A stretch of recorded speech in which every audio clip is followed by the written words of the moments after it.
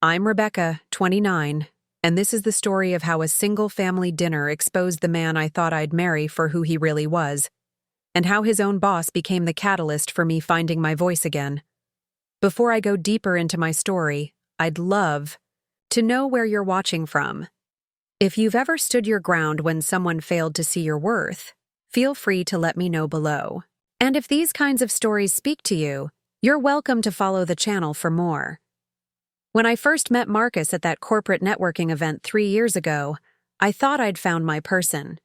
He was everything that looked good on paper, a successful attorney at one of the city's most prestigious firms, impeccably dressed, articulate and charming in that effortless way that comes from generational privilege.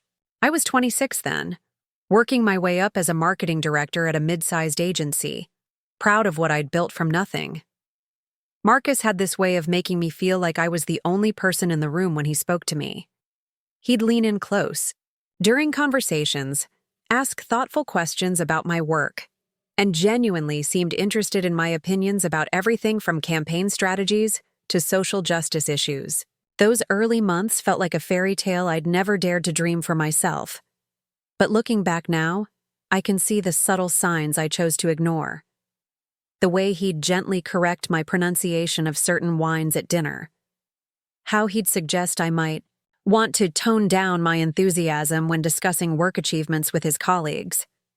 The small comments about my apartment being charming in a way that somehow felt diminishing rather than complimentary. I told myself these were just differences in our backgrounds. He came from old money, generations of lawyers and judges, and city council members who'd built their wealth slowly and steadily. I came from a working-class family where my parents had sacrificed everything to put me through college.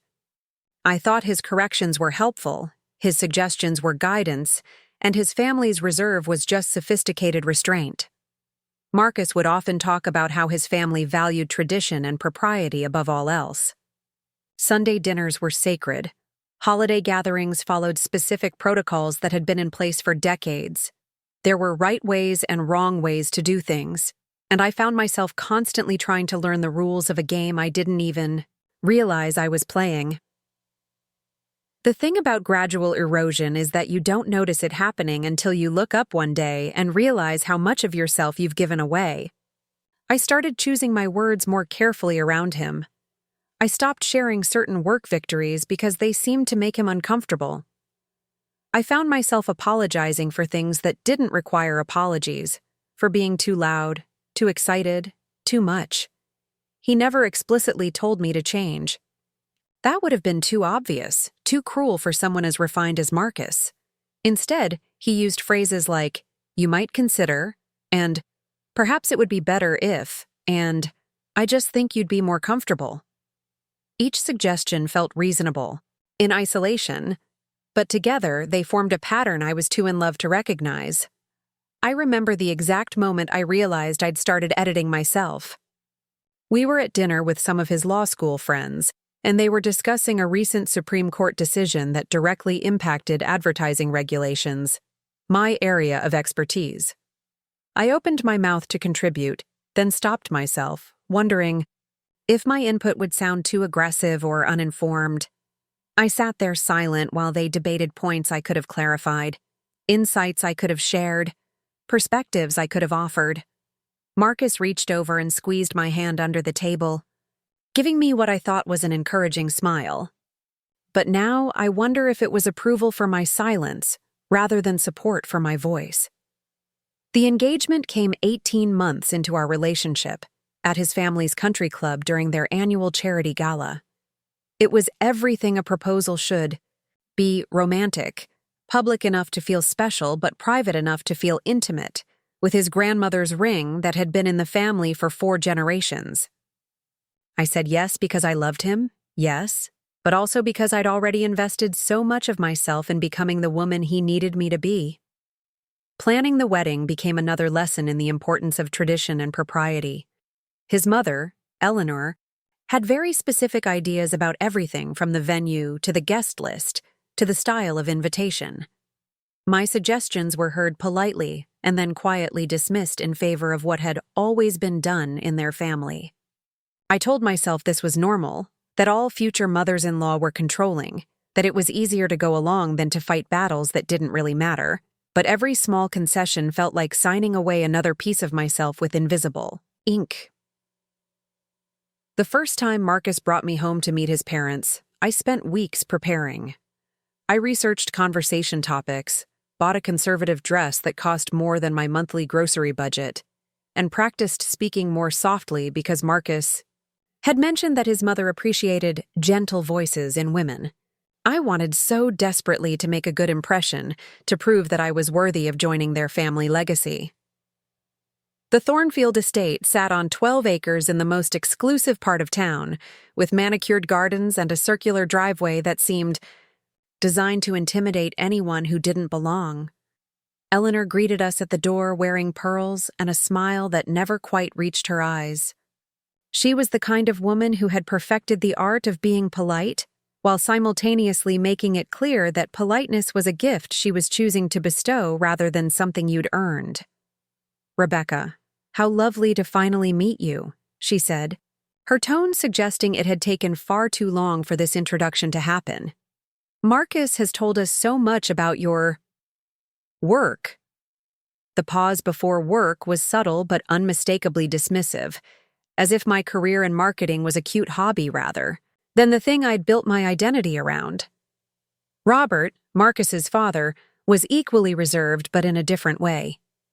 He was the kind of man who commanded rooms through presence rather than volume, whose handshake lingered just long enough to evaluate your worth, whose questions felt more like depositions than conversations. He asked about my family background, with the casual precision of someone conducting a background check, nodding politely at answers that clearly didn't impress him. The house itself felt like a museum where people happened to live. Every room contained antiques that had stories, artwork that had provenance, furniture that had been in the family for generations. Eleanor delighted in sharing these histories, but always in a way that emphasized how long their family had been accumulating culture and status. I found myself afraid to touch anything, constantly aware that I was surrounded by things worth more than everything I owned combined. Dinner was served in a formal dining room with china that required specific handling and silverware that had an order of use I'd never learned.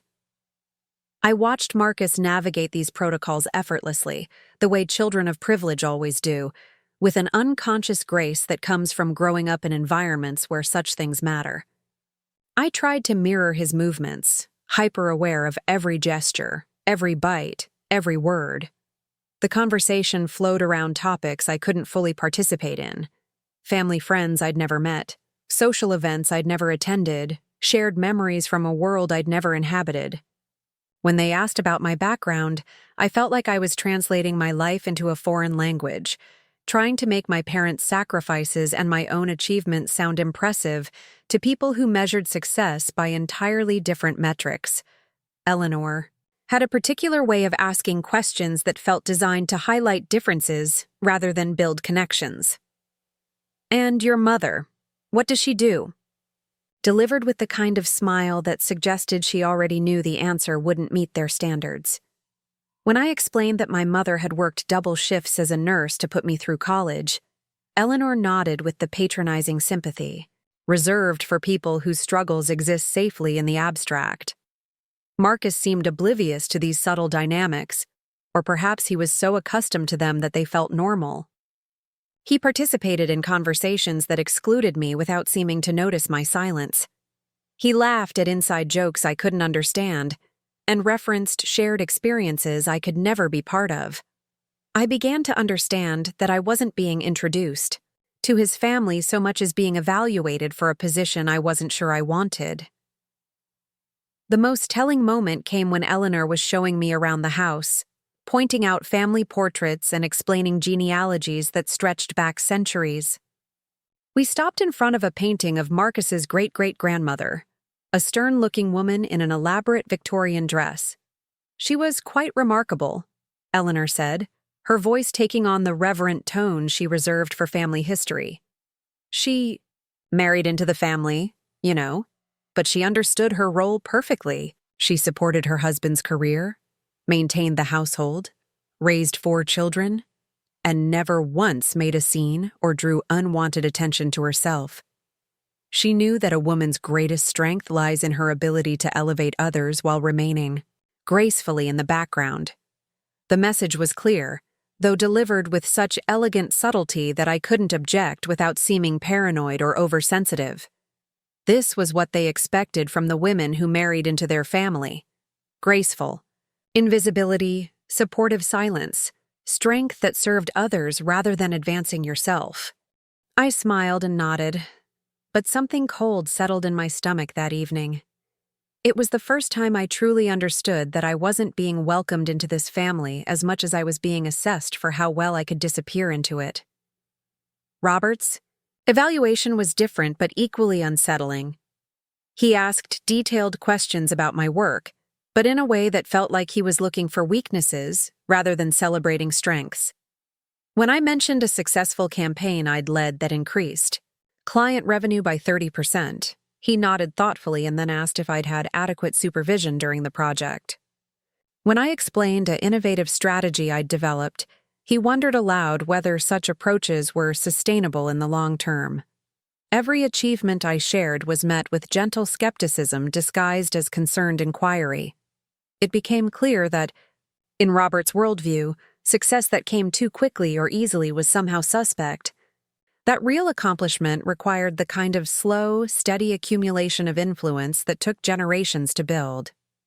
By the end of that first dinner, I felt like I'd been auditioned for a role I wasn't sure I understood.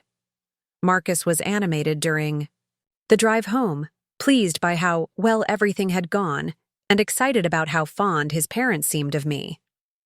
But I sat in the passenger seat feeling smaller than when I'd arrived, wondering if the woman they'd approved of was actually me at all. 6 months before our wedding, Marcus came home from work with an excitement I hadn't seen from him in weeks.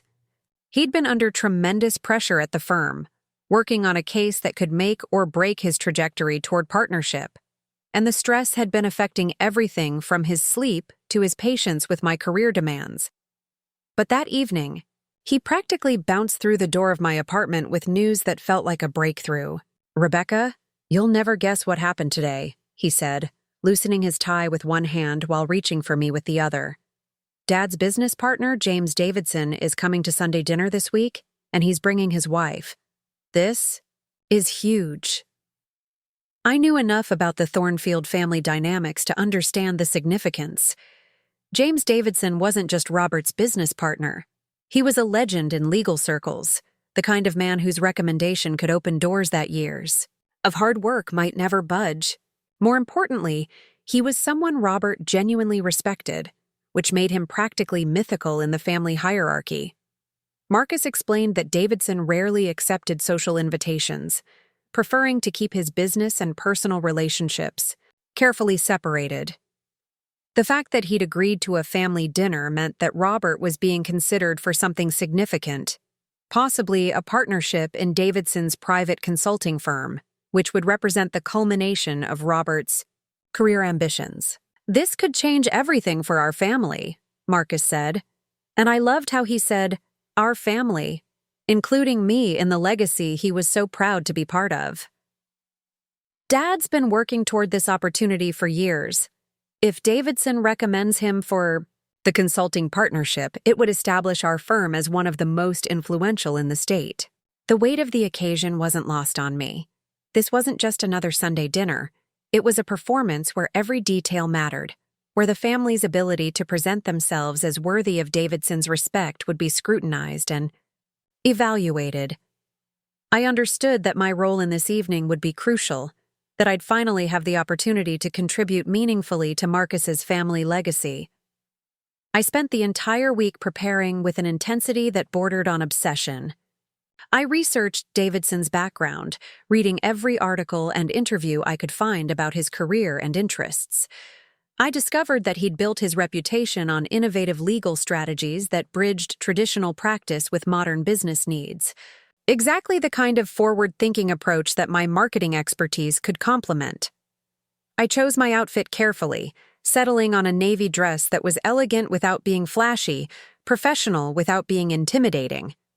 I practiced conversations in the mirror, preparing thoughtful questions about Davidson's recent cases and insightful observations about trends in legal marketing that might interest him. I even researched his wife Margaret, learning about her charity work and community involvement so I could engage her in meaningful conversation. Marcus was impressed by my preparation, telling me how much it meant to him that I was taking the evening so seriously. "You understand how important this is," he said, kissing my forehead in a way that felt like a blessing. "I know Dad and Mom will be so proud to have you there representing our family." The phrase, representing our family, filled me with a warmth I hadn't felt since those early days of our relationship. After months of feeling like an outsider being evaluated for admission, I finally had the chance to prove that I belonged, that I could contribute to their success rather than simply benefit from it.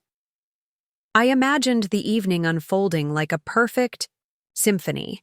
Meaningful conversations where my professional insights would complement Robert's legal expertise.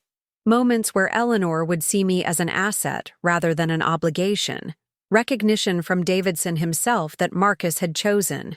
Well, I pictured myself finally earning my place at their table, not through submission, but through contribution. The night before the dinner, I couldn't sleep. I kept rehearsing potential conversation topics, refining my thoughts about recent developments in legal advertising and marketing trends that might influence Davidson's consulting work. I wanted to be prepared for any direction the conversation might take, ready to offer valuable perspectives that would demonstrate my worth to the family. I was about to join. Marcus found me at the kitchen table at midnight, surrounded by notes and printouts from my research. Instead of being concerned about my anxiety, he seemed touched by my dedication. "You're going to be amazing tomorrow," he said, squeezing my shoulders. "I can't wait for Davidson to meet the woman I'm going to marry." That night, lying next to Marcus as he slept peacefully, I felt like I was on the verge of something transformative. Tomorrow would be the night I finally stepped out of the shadows of assessment and into the light of acceptance. Tomorrow would be the night I proved that love and effort could bridge any gap between backgrounds, that determination and preparation could earn respect even from those who'd never expected to give it.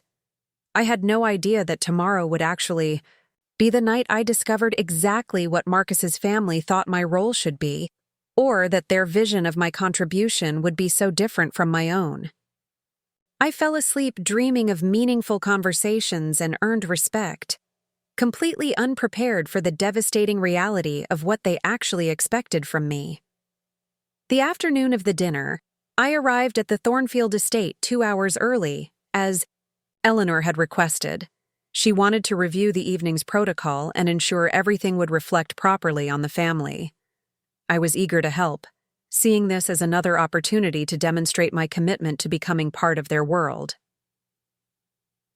Eleanor met me at the door wearing an apron over her expensive dress, her hair perfectly styled despite the kitchen preparations. "Rebecca, wonderful, you're right on time," she said, but her smile had that familiar quality of politeness masking something else. "I thought we could go over your role for this evening." The word role should have been my first warning, but I was still operating under the assumption that I'd be participating in the dinner as Marcus's fiancé, contributing to conversations and helping to make a good impression on Davidson. I followed Eleanor into the kitchen where she began explaining the evening's timeline with the precision of a military operation. "Now, Davidson and his wife will arrive at 7, she began, checking items off a handwritten list. "Robert and Marcus will greet them in the study for cocktails while you and I put the finishing touches on dinner. We'll serve the first course at 7:30, and I'll need you to help me manage the service between courses." I nodded along, assuming she meant we'd work together to ensure everything went smoothly before joining the men for cocktails and conversation. But as Eleanor continued explaining my responsibilities, a horrible realization began to dawn on me. "You'll need to be particularly attentive to clearing plates and refilling glasses," she continued. It's crucial that the conversation flow naturally without interruption, so we'll need to anticipate needs before they're expressed.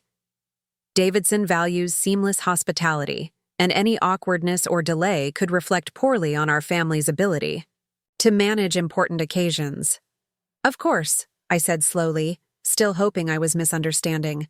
And after we get everything set up, I'll join everyone for cocktails? Eleanor paused in her preparations and looked at me with what I can only describe as gentle condescension.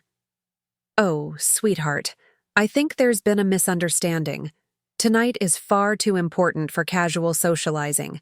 This is Robert's opportunity to demonstrate the kind of environment Davidson would be comfortable working with. We need to ensure that everything runs perfectly, which means you and I will be managing the hospitality while the men conduct their business.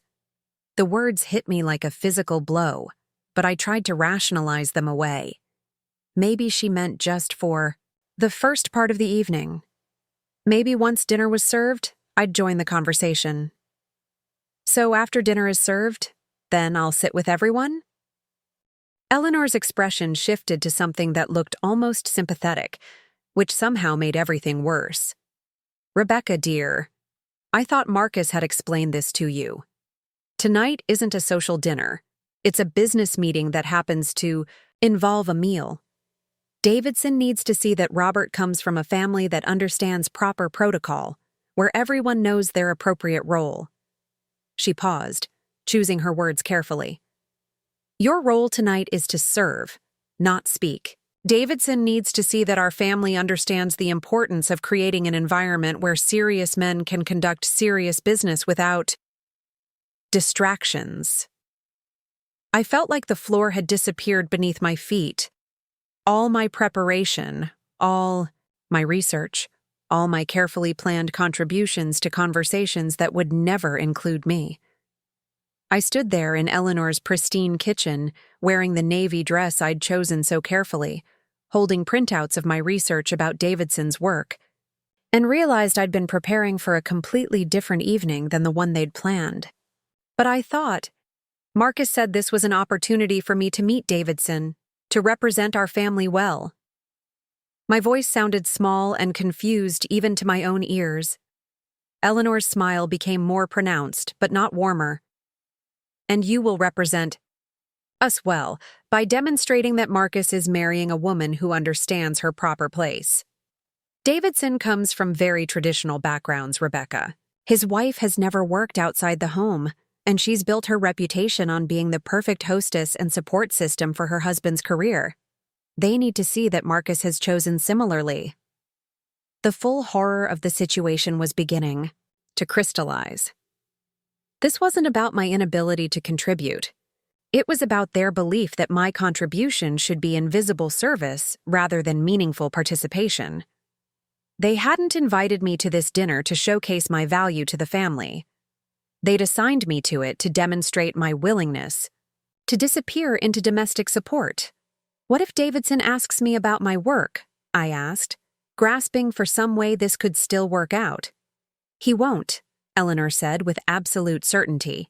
And if for some reason the conversation turns in that direction, you'll politely deflect and redirect attention back to the men's discussion. Davidson doesn't need to know about your career, Rebecca. He needs to see that you know how to support Marcus's career. I wanted to argue, to explain all the ways I could actually contribute to the evening's success, to demonstrate that my professional expertise could enhance rather than detract from their objectives. But Eleanor had already moved on, handing me an apron and beginning to detail the specific ways I should serve each course. As she spoke, I felt something fundamental shifting inside me. This wasn't about one evening or one dinner party. This was about the rest of my life. This was Eleanor showing me exactly what my marriage to Marcus would look like.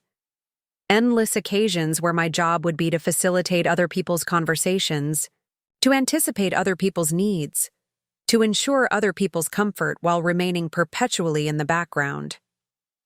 The worst part was that Marcus had known. He'd watched me prepare all week, had seen my research and my excitement, had listened to me talk about the meaningful conversations I hoped to have with Davidson, and he'd said nothing. He'd let me build up expectations he knew would be crushed, let me prepare for a role he knew I'd never be allowed to play. When Marcus arrived home from work an hour before Davidson was due to arrive, he found me in the kitchen wearing an apron, arranging canapes with hands that were shaking slightly.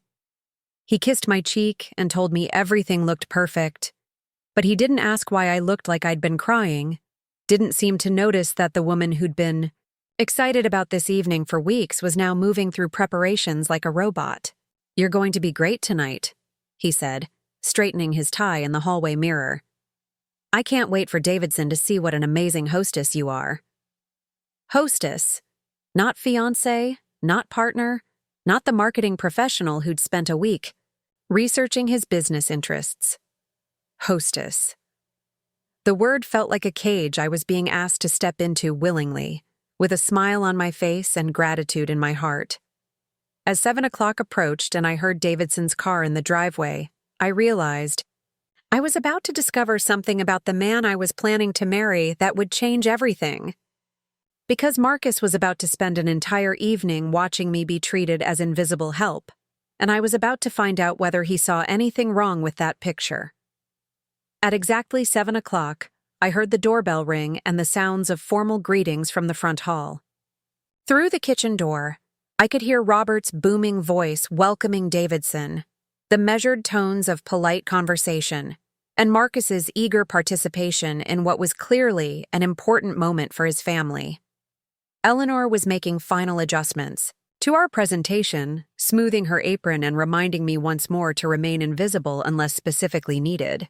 "Remember," she whispered as we prepared to bring out the cocktail service, "anticipate needs, don't wait to be asked, and if anyone addresses you directly, keep your responses brief and redirect attention back to the gentleman's conversation."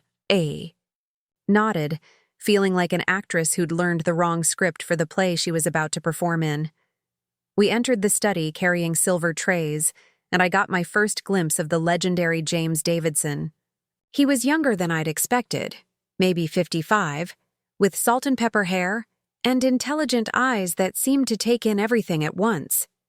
His wife Margaret was elegantly dressed, but seemed content to sit quietly while the men discussed business matters. As I served drinks, I was acutely aware of my invisibility. The conversation flowed around me as if I were furniture, touching on legal strategies, upcoming legislation, and potential business opportunities. These were exactly the topics I'd prepared to discuss, subjects where my marketing background could have offered valuable insights, but I moved silently between them, refilling glasses and removing empty plates. Davidson was impressive in person, clearly as sharp and strategic as his reputation suggested. He asked Robert probing questions about his firm's approach to client development and market positioning, questions I could have answered with specific examples and data-driven recommendations. Instead, I stood against the wall like a well-dressed servant, watching Marcus participate eagerly in conversations that were happening inches away from my expertise. Dinner proceeded according to Eleanor's carefully orchestrated plan. I served each course with practiced efficiency, developed after hours of Eleanor's instruction, clearing plates and refreshing glasses while trying to remain as unobtrusive as possible. The conversation grew more animated as the evening progressed, with Davidson sharing stories about high-profile cases and asking for Robert's opinions on industry trends. I found myself fighting a growing sense of frustration and sadness as I realized how much I could have contributed to this discussion if anyone had valued my input. When Davidson mentioned challenges with marketing legal services to corporate clients, I had to bite my tongue to keep from sharing relevant case studies from my own work. When he discussed the importance of building brand trust in professional services, I stood silently despite having developed award-winning campaigns addressing exactly those issues. Marcus seemed completely comfortable with the evening's dynamics, never once glancing in my direction or attempting to include me in any way. He was in his element, discussing legal strategy with the kind of men he hoped to become, and my presence as anything other than support staff seemed to have vanished entirely from his awareness. Then something unexpected happened. We were midway through the main course when Davidson's phone rang, He excused himself to take what was obviously an important call, stepping into Robert's study for privacy. Margaret made polite conversation with Eleanor about charity events and mutual acquaintances, while Marcus and Robert discussed upcoming court cases. I was in the kitchen preparing the dessert service when I heard Davidson return to the dining room. But instead of rejoining the table immediately, he appeared in the kitchen doorway, looking around with what seemed like confusion. "Excuse me," he said, his voice carrying the authority of someone accustomed to being heard, "but I believe we haven't been properly introduced."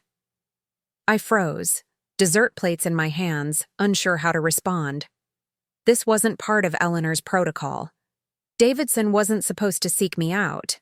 I was supposed to remain in the background managing details while he focused on the important business of evaluating Robert's family.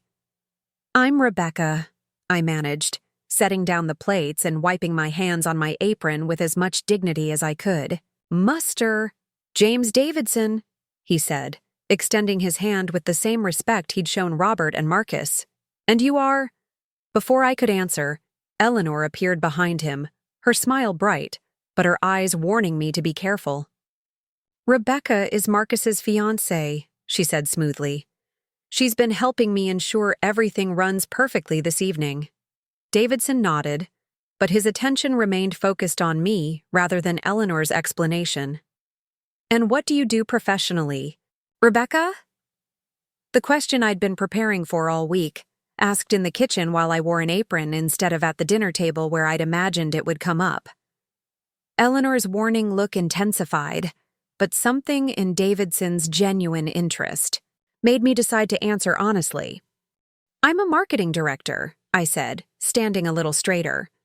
"I specialize in professional services marketing, particularly for law firms and consulting practices." Davidson's eyebrows rose with what looked like genuine interest. "Really? That's fascinating. I've been telling Robert all evening about the challenges we're facing with client development in our consulting practice. The legal marketing landscape has changed dramatically in the past 5 years. This was the moment Eleanor had prepared me for, the moment I was supposed to deflect politely and redirect attention back to the men's business. But Davidson was looking at me with the kind of professional respect I hadn't felt in months, treating me like someone whose expertise might actually matter.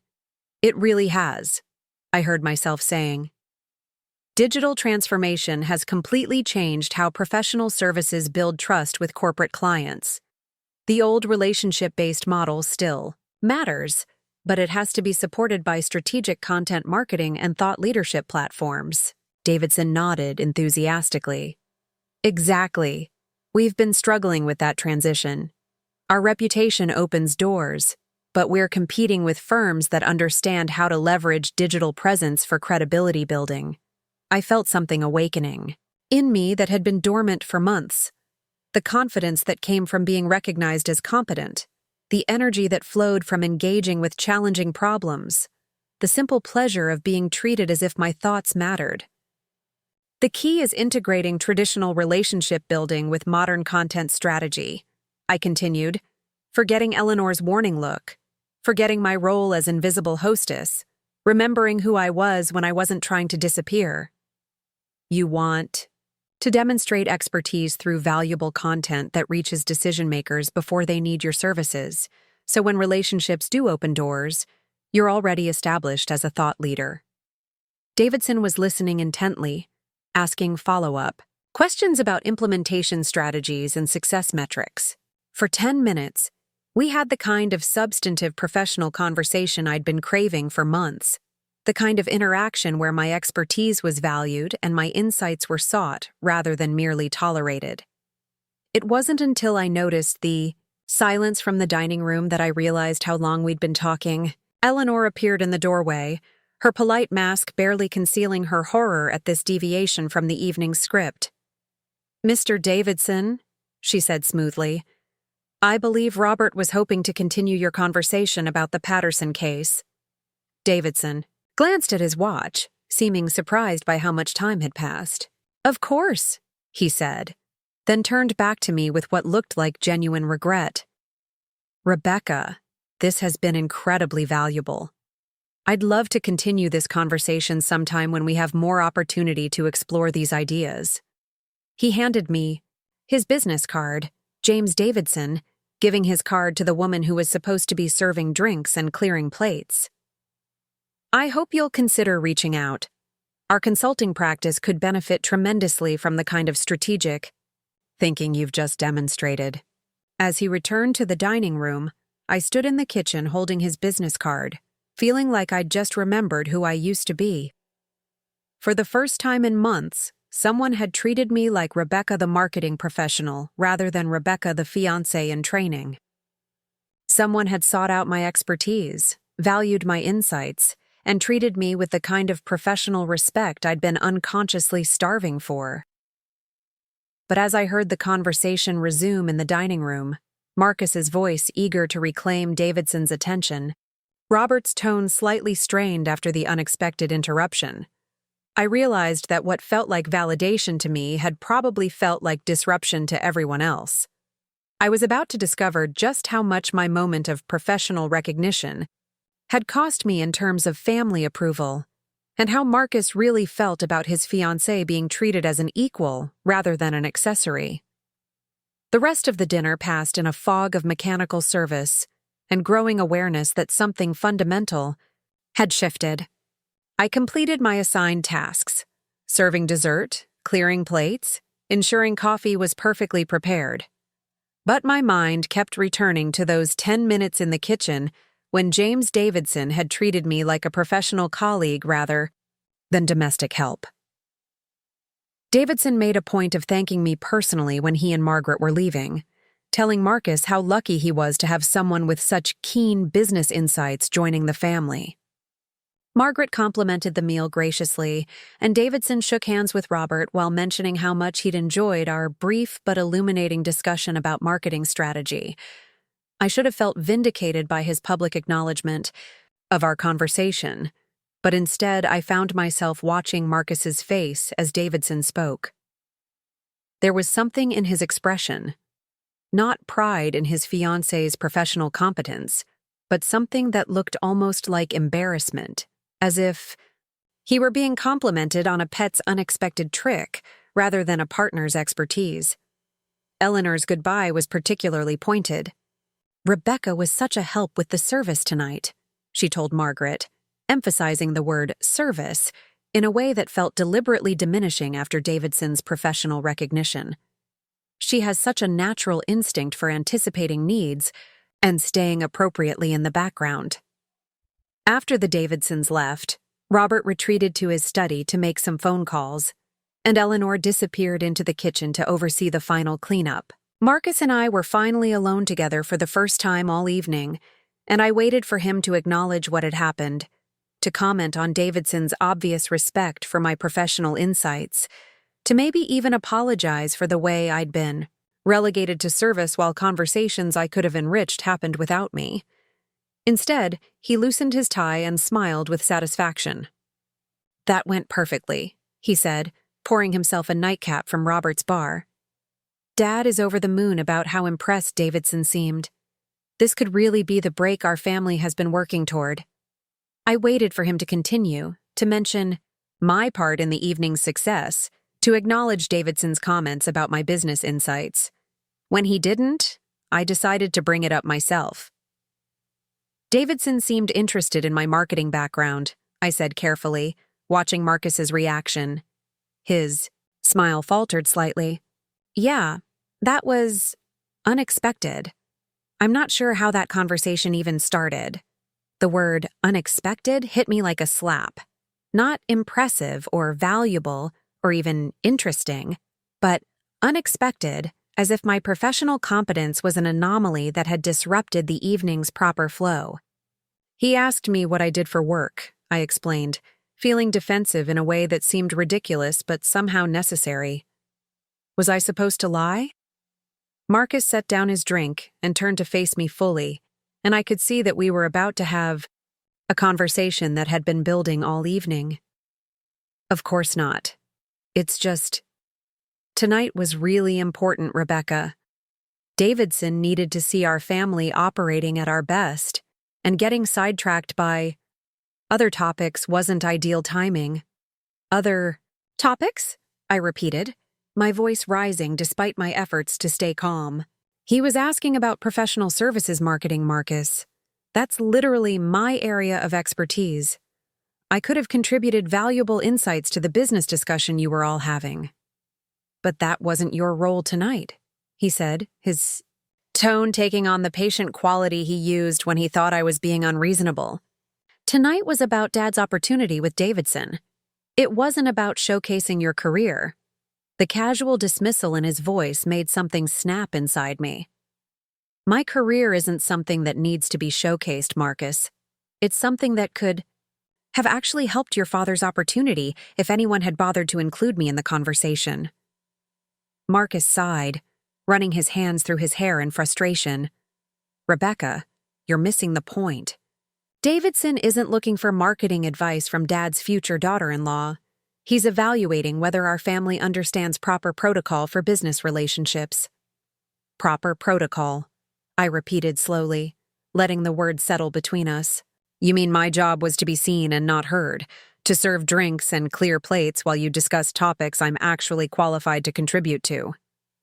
Your job was to support the evening's success, Marcus said, his voice taking on an edge I rarely heard. Which you did beautifully, until you got pulled into that conversation in the kitchen. Got pulled into? I stood up, feeling anger building. In my chest like pressure behind a dam. Davidson sought me out, Marcus. He was interested in my professional opinion. He gave me his business card and suggested we continue the conversation. And that, Marcus said sharply, was exactly the problem. The words hung in the air between us like a revelation I wasn't prepared for. In that moment, I understood that Marcus hadn't failed to notice Davidson's respect for my expertise. He'd actively disapproved of it. What do you mean that was the problem? I asked, though I was beginning to suspect I knew the answer. Marcus began pacing, clearly agitated, in a way I'd never seen before. Davidson came here to evaluate Dad as a potential business partner. He needed to see a family that operates with clear understanding of roles and boundaries. When you monopolized his attention with career talk, it sent the wrong message about our family's priorities. I felt like I was seeing Marcus clearly for the first time in 3 years. What message exactly?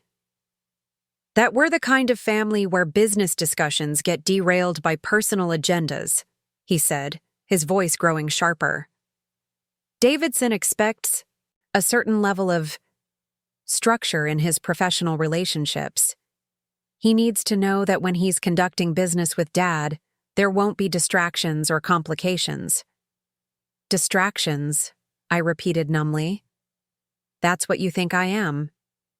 Marcus stopped pacing and looked at me with what I can only describe as frustrated affection, as if I were a beloved child who refused to understand a simple concept. Rebecca, you're not a distraction. You're going to be my wife. But tonight wasn't about you. It was about Dad's future, about our family's legacy. And apparently those things can't coexist with treating me like I have something valuable to contribute. They can coexist perfectly, Marcus said, moving closer and taking my hands. But there are appropriate times and places for everything.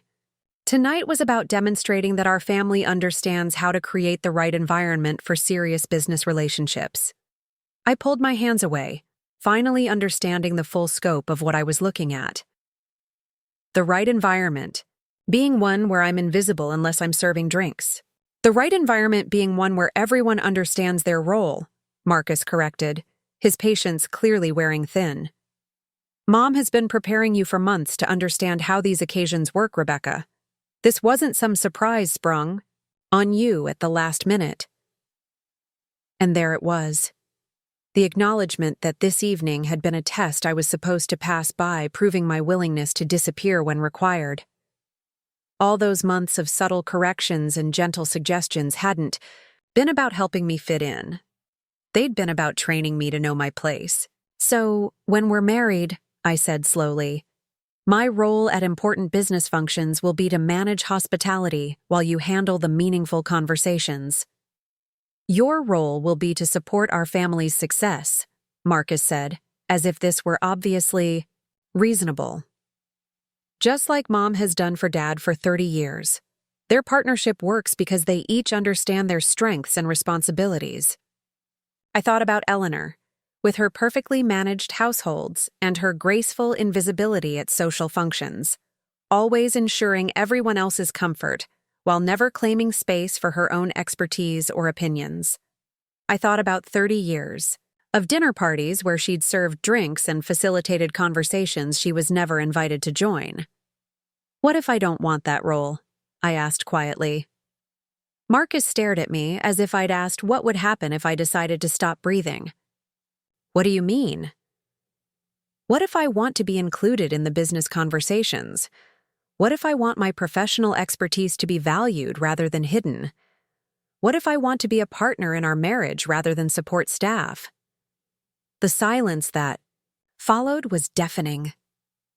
Marcus stood there looking at me like I'd suddenly started speaking a foreign language, and I realized that in all our conversations about our future together, he'd never actually considered the possibility that I might want something different than what his mother had chosen.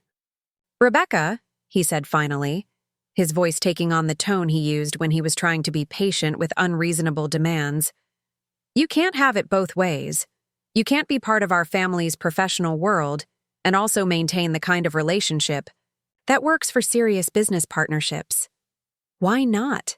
I asked, genuinely wanting to understand the logic that made my professional competence incompatible with his family's success. Because it creates complications, he said, frustration bleeding into his voice. Because Davidson needs to know that when he's working with Dad, the focus will be on business, not on managing competing voices and agendas. Competing voices, I repeated. You think my expertise competes with your father's rather than complementing it. I think, Marcus said carefully, that you're asking me to choose between the life I've been building toward my entire career and accommodating your need to be the center of attention at every professional gathering. The accusation hit me like a physical blow. After an evening of being relegated to invisible service, after months of being taught to minimize myself and my achievements, he was accusing me of attention-seeking for wanting to be treated like a professional colleague. In that moment, I finally understood that we weren't just disagreeing about one evening or one conversation. We were discovering that we had fundamentally different ideas about what our marriage would look like, and Marcus had simply assumed I would adapt to his vision without ever considering whether it matched mine. The man I thought I was going to marry had just made it clear that he saw my professional competence as a threat to his family's success rather than an asset that could enhance it. And worse, he genuinely seemed to believe that asking me to choose between being heard and being loved was reasonable. I didn't sleep that night.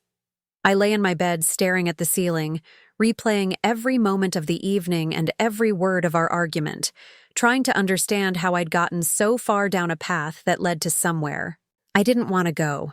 Marcus had driven home to his apartment after our fight, saying he needed time to think about my unrealistic expectations, and I was grateful for the space to process what I'd learned about the man I was supposed to marry in 6 months. The business card James Davidson had given me sat on my nightstand like evidence of an alternate reality where my professional expertise mattered. I kept picking it up, reading his name and title, remembering the 10 minutes when someone had treated me like my thoughts were valuable rather than intrusive. It wasn't just about the validation, though that had felt like oxygen after months of suffocation. It was about remembering who I used to be before I started editing myself to fit into Marcus's world. I thought about the woman I'd been 3 years ago, before I met Marcus, confident in my abilities, excited about my career, trajectory, proud of what I'd built from nothing. That woman would never have spent an evening serving drinks while biting her tongue through conversations she could have enriched. That woman would never have accepted being treated like attractive furniture at her own engagement dinner party.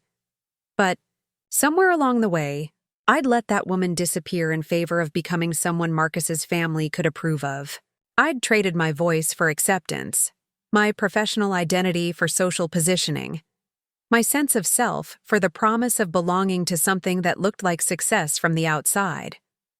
The most devastating realization was that Marcus genuinely didn't see anything wrong with the trade he was asking me to make.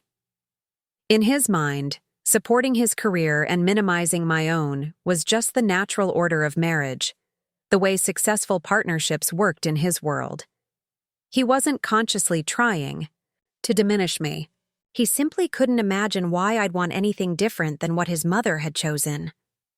But Eleanor's choice had been made in a different era, when women had fewer options and different expectations. She'd married Robert when being a lawyer's wife was itself a form of career, when social positioning and domestic management were legitimate paths to influence and respect. I had my own career, my own expertise, my own professional identity that I'd worked years to build. Why should I have to sacrifice all of that to prove my worthiness as a wife? I kept thinking about the moment in our argument when Marcus had accused me of wanting to be the center of attention at professional gatherings. The phrase revealed so much about how he saw my desire for inclusion, not as a reasonable expectation that my expertise would be valued, but as an inappropriate need for personal recognition that would compete with more important business objectives. How had wanting to contribute become attention-seeking? How had professional competence become a liability rather than an asset? How had I let myself believe that making myself smaller was the same thing as making our relationship stronger? I realized that our entire relationship had been built on a fundamental misunderstanding. I'd thought we were building a partnership where both of our strengths would contribute to our shared success.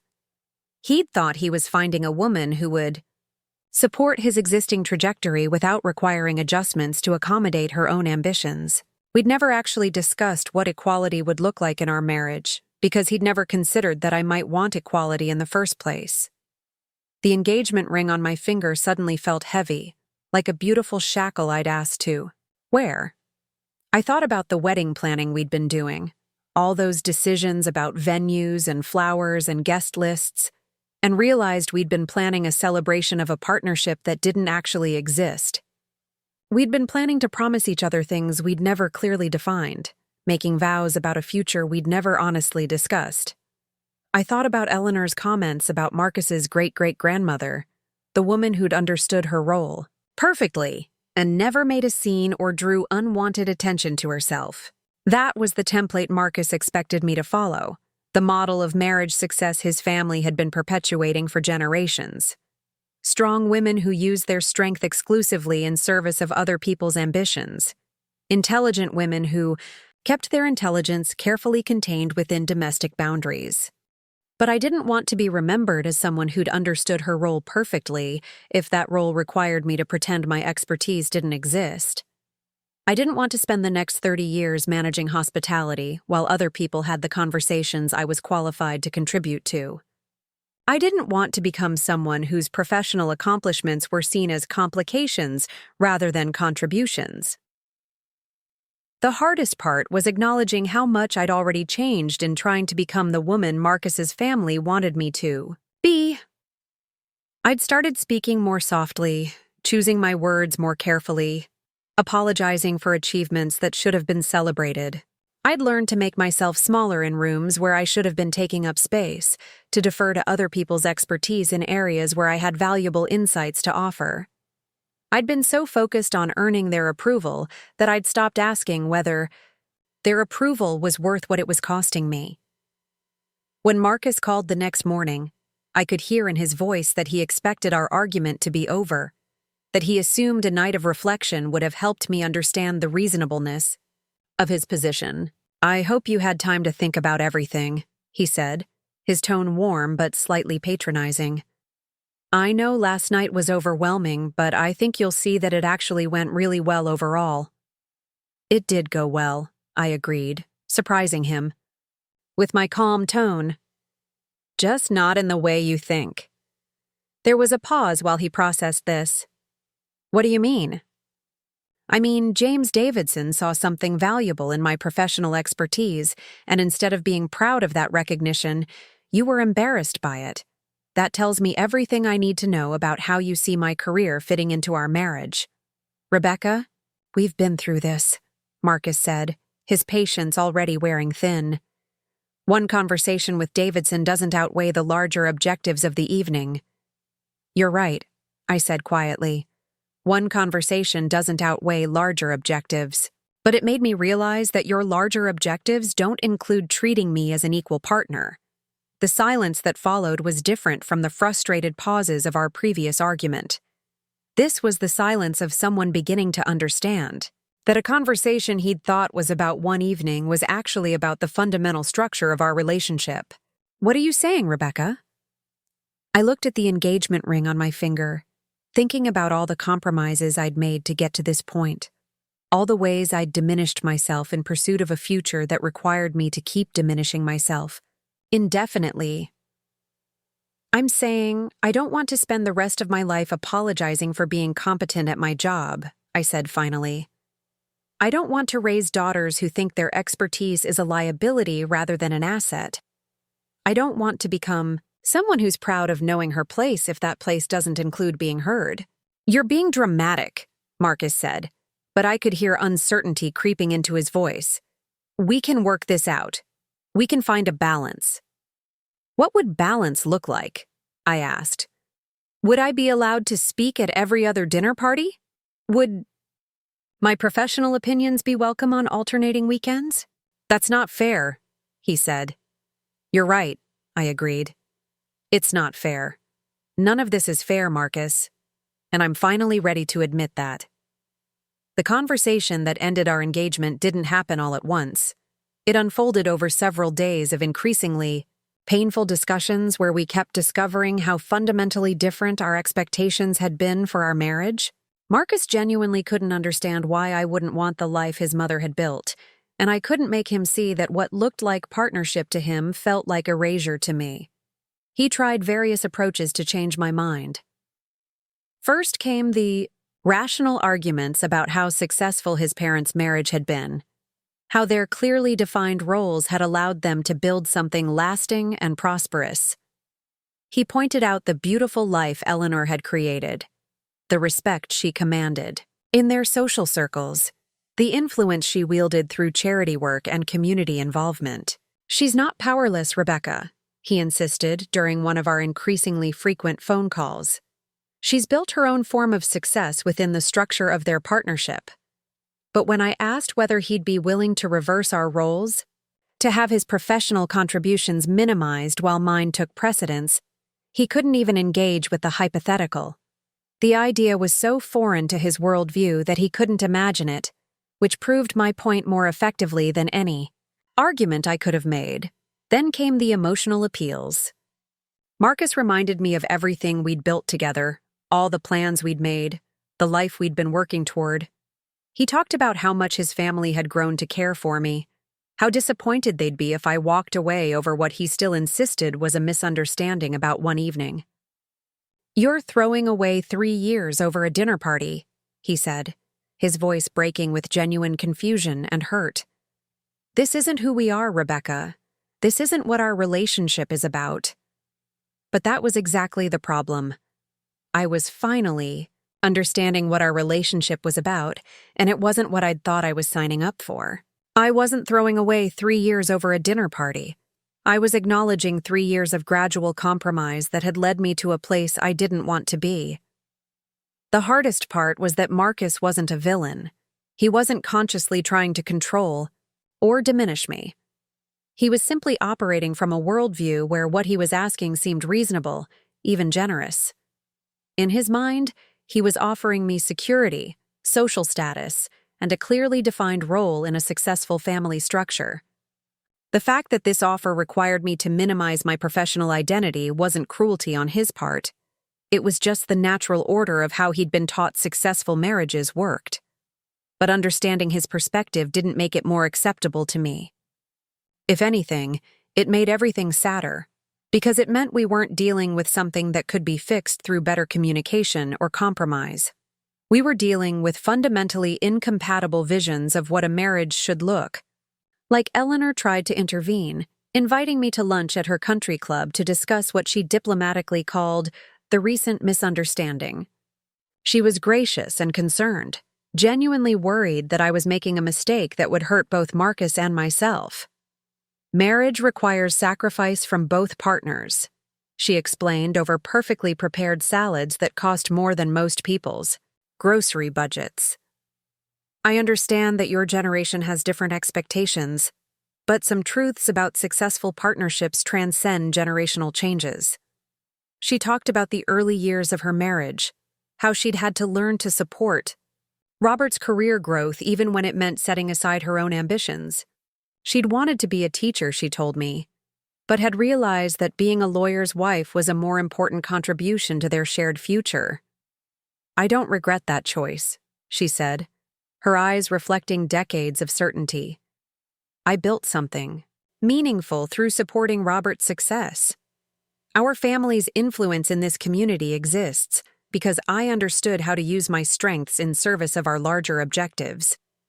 I believed that she didn't regret her choice, but I also understood that her choice had been made in a different world with different options. She'd found fulfillment in a role that would leave me feeling hollow, and there was nothing wrong with either of our perspectives. They were just incompatible with each other. What if Robert had been willing to adjust his career to support your teaching ambitions? I asked gently. What if you could have had both? Eleanor looked at me with something that might have been pity. That's not how successful partnerships work, Rebecca. Someone has to be the primary focus, and someone has to be the support system. Trying to have two equal careers just creates competition and confusion. That conversation helped me understand that this wasn't just about Marcus and me.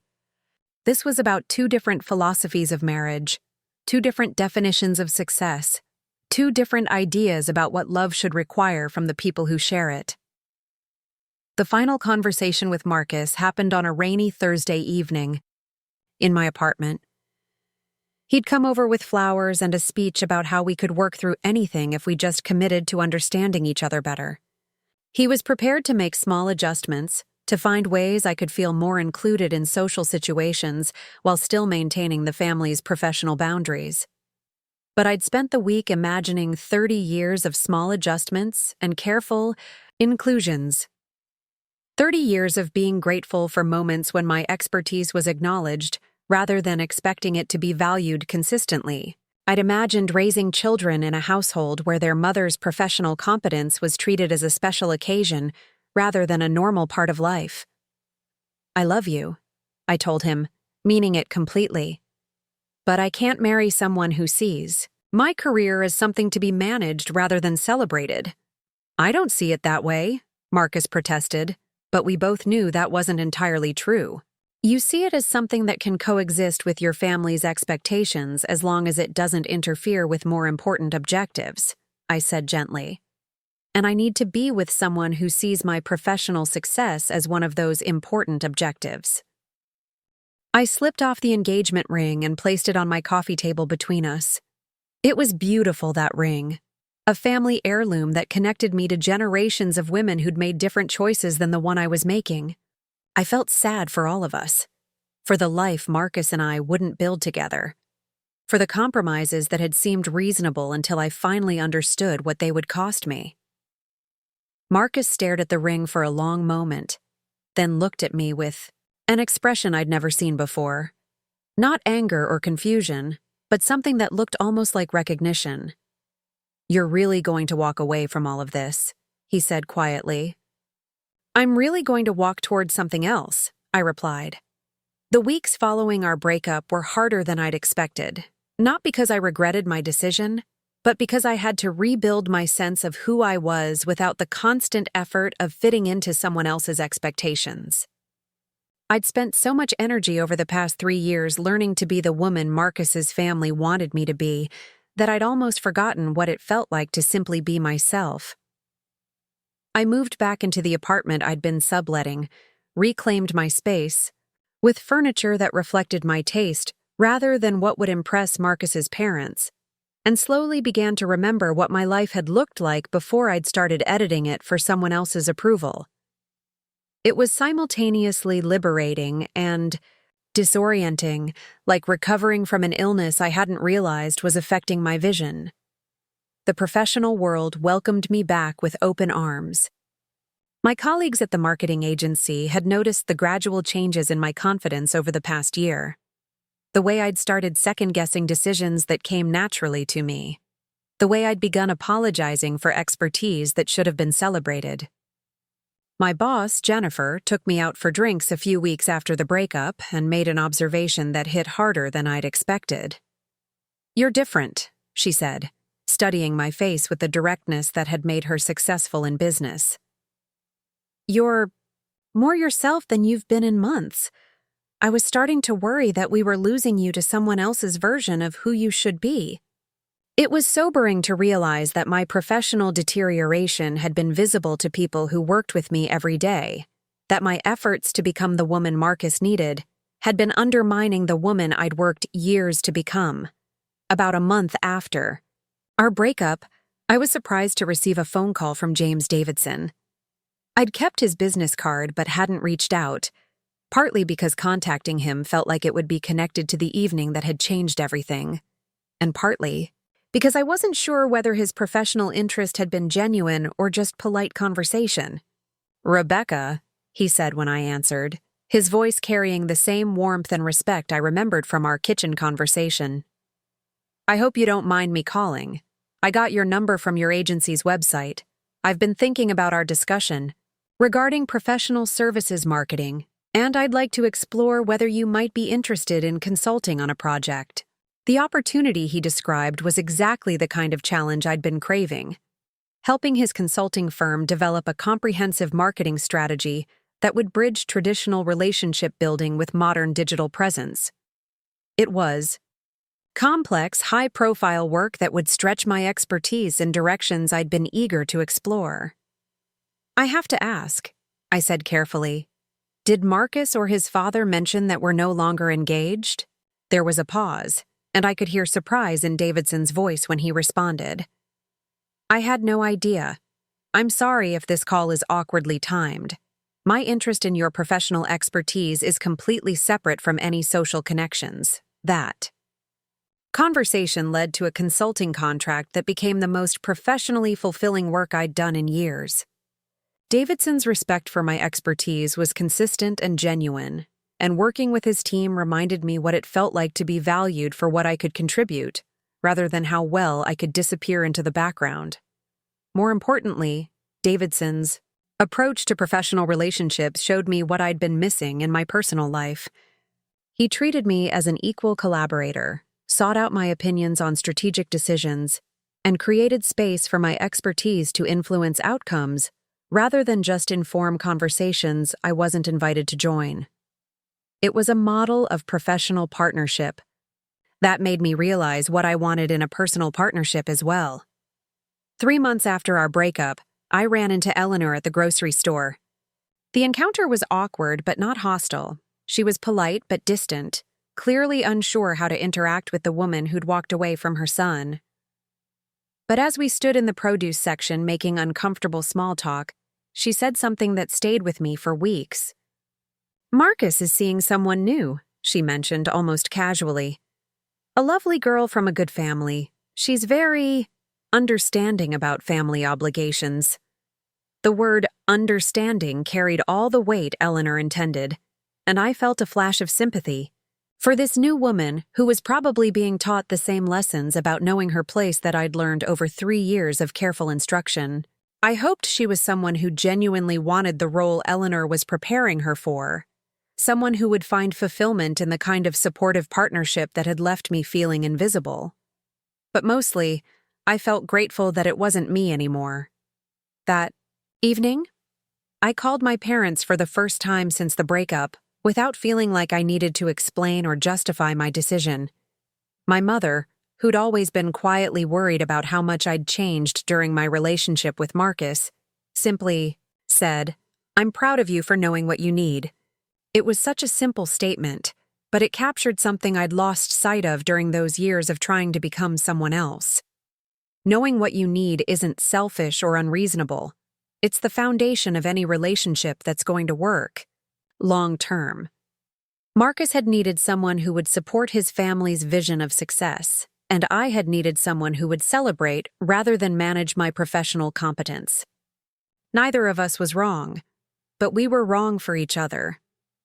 The James Davidson opportunity taught me that professional respect and personal appreciation could coexist, that being valued for my expertise enhanced rather than threatened the relationships. That mattered. It reminded me that the right partnerships, professional or personal, create space for everyone involved to be fully themselves rather than edited versions of themselves. A year after ending my engagement, I found myself in a place I never could have imagined when I was trying so hard to fit into the Thornfield family legacy. I was sitting in my own apartment, which I'd decorated with art that reflected my personality rather than someone else's expectations, planning a dinner party for the people who'd become my chosen family over the past 12 months. The guest list included Jennifer from work, who'd become not just a mentor but a genuine friend who celebrated my professional victories without treating them as complications to be managed. There was David, a fellow marketing consultant I'd met through the Davidson Project, who'd become both a collaborator and a romantic interest who seemed genuinely impressed by my expertise, rather than threatened by it.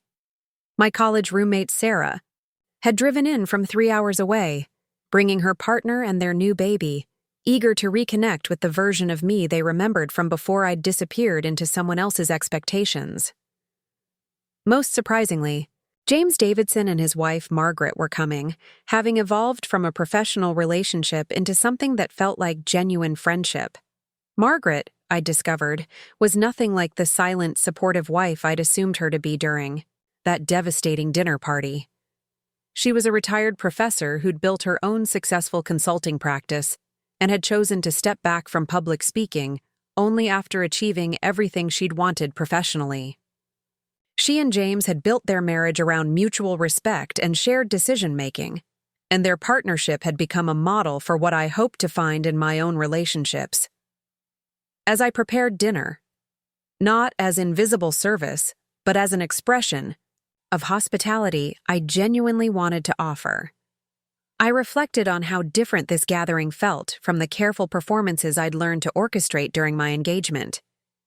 These people were here because they enjoyed my company, valued my perspectives, and wanted to spend time with the unedited version of who I was, rather than some polished version designed to meet external expectations. David arrived early to help with preparations, and I watched him move around my kitchen with the easy familiarity of someone who'd been genuinely welcomed into my space.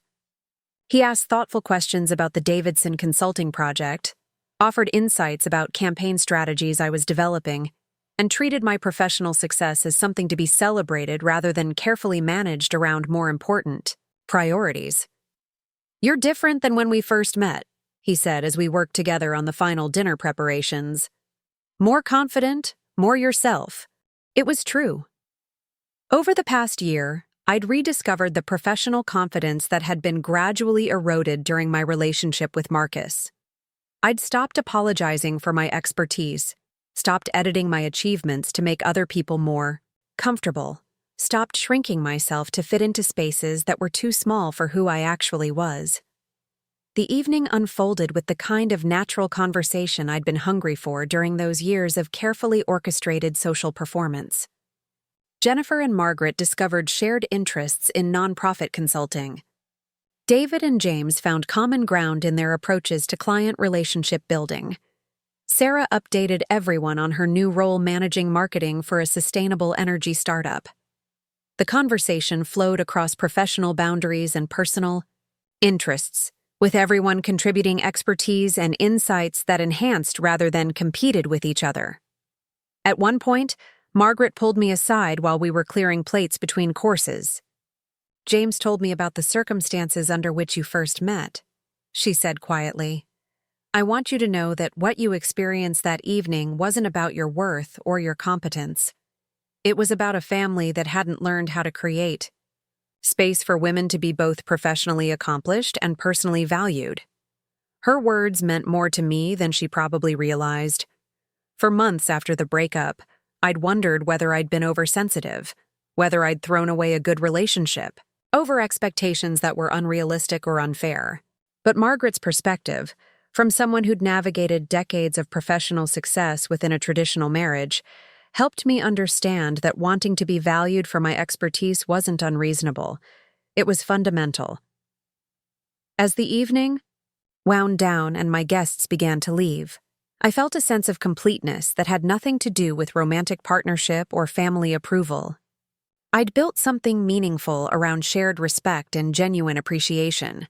Relationships where everyone involved could be fully themselves without apology or compromise. David stayed to help with final cleanup, and as we worked together washing dishes and putting away leftovers, he made an observation that captured exactly what I'd been feeling.